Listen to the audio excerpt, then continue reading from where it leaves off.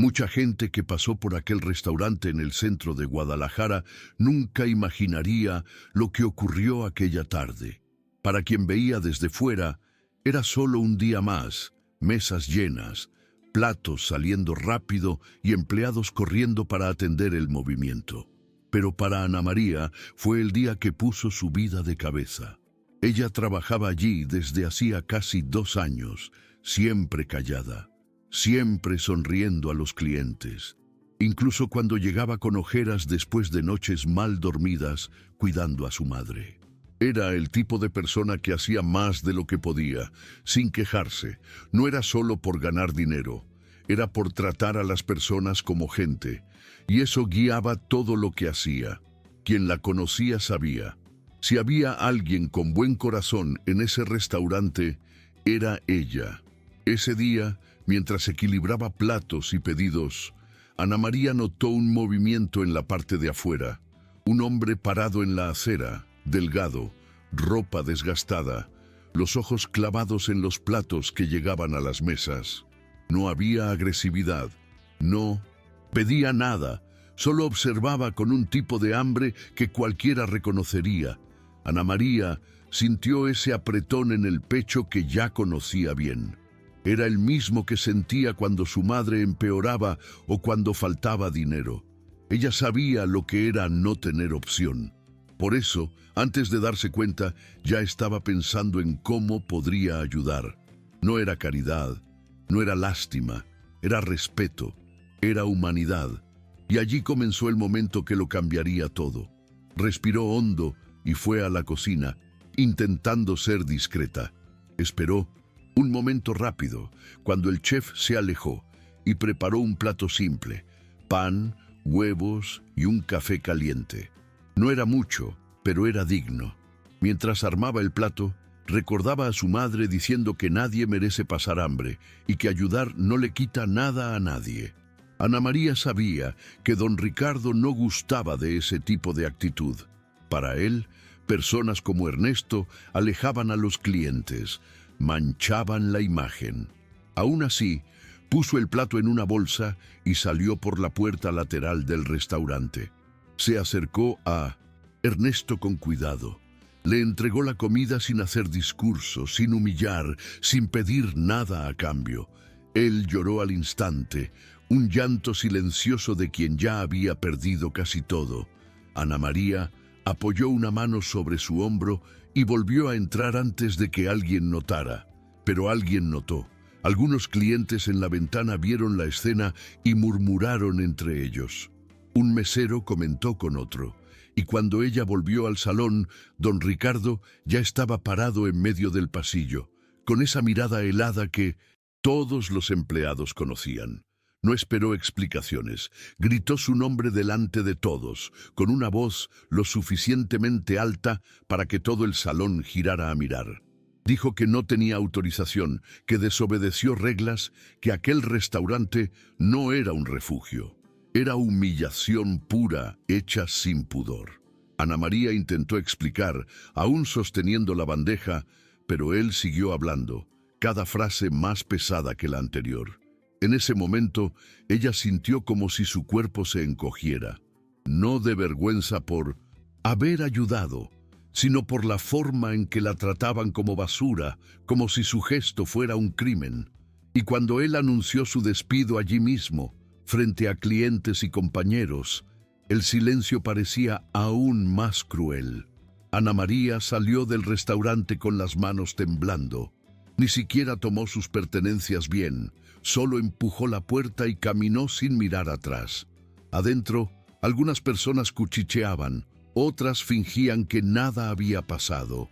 Afuera, el sol parecía demasiado fuerte, el ruido de la calle demasiado alto. Era extraño cómo todo seguía normal, mientras ella sentía el piso hundirse. Pensó en su madre esperando en casa, en las cuentas atrasadas, en la falta de medicinas, en el alquiler que ya estaba cerca del plazo.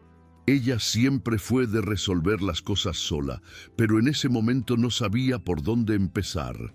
Se sentó en un banco de la plaza cercana tratando de respirar. Sentía rabia, tristeza y un tipo de injusticia atorada en la garganta. Todo por darle comida a alguien que tenía hambre. A pocos metros de allí, Ernesto todavía sostenía el plato. Había visto el alboroto por las ventanas y lo entendió de inmediato. Se acercó despacio, casi avergonzado.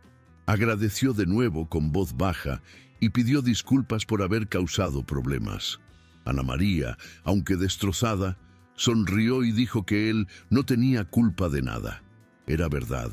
El error nunca fue alimentar a alguien. El error estaba en quien creía que el hambre debe ser ignorada.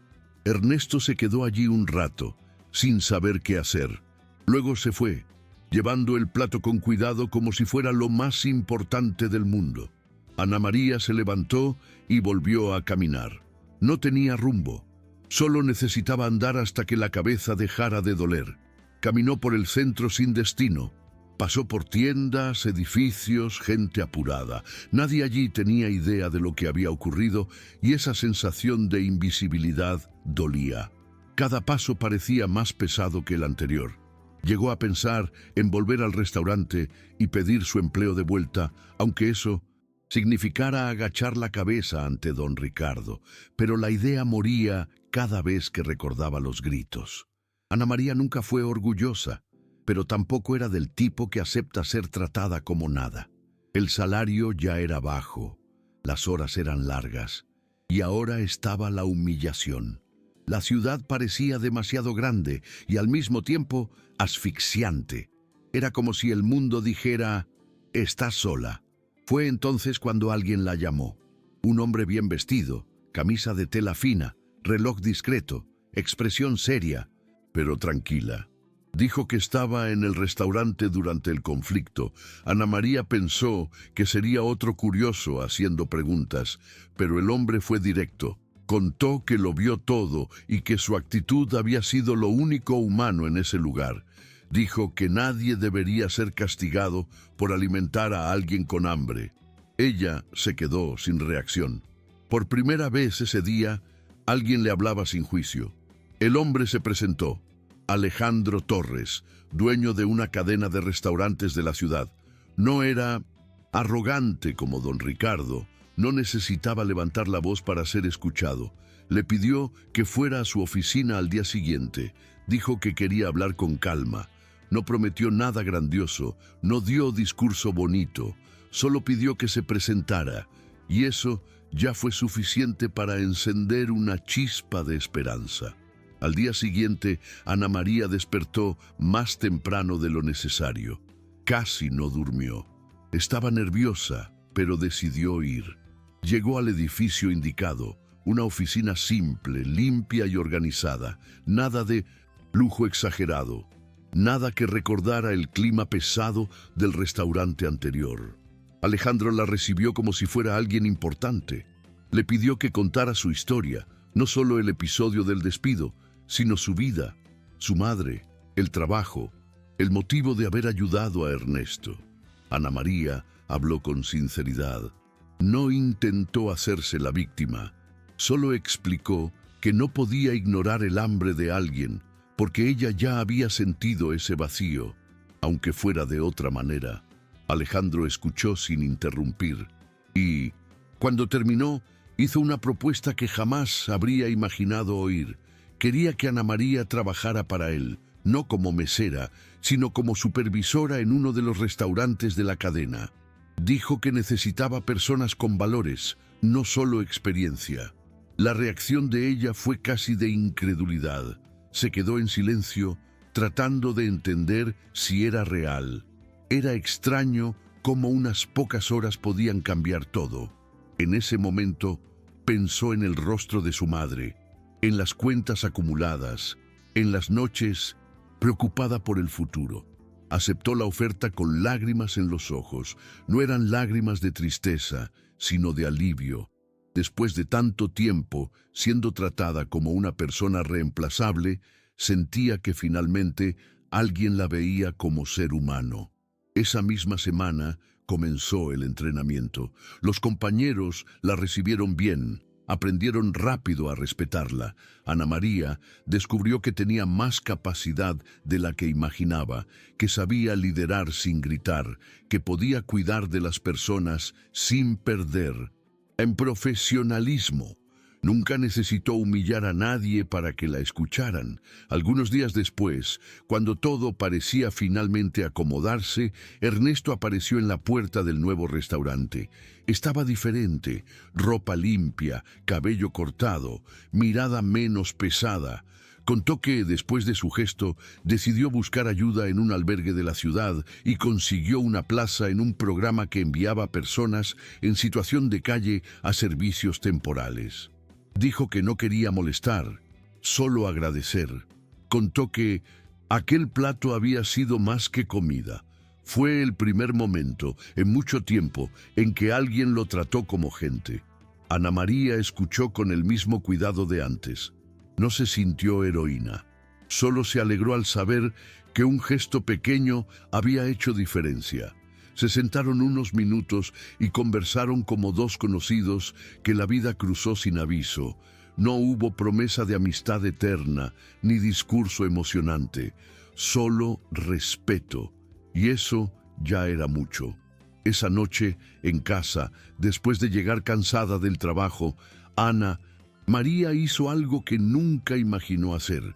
Escribió un breve relato en las redes sociales. Contó lo que había pasado, sin ponerse como víctima ni atacar a nadie.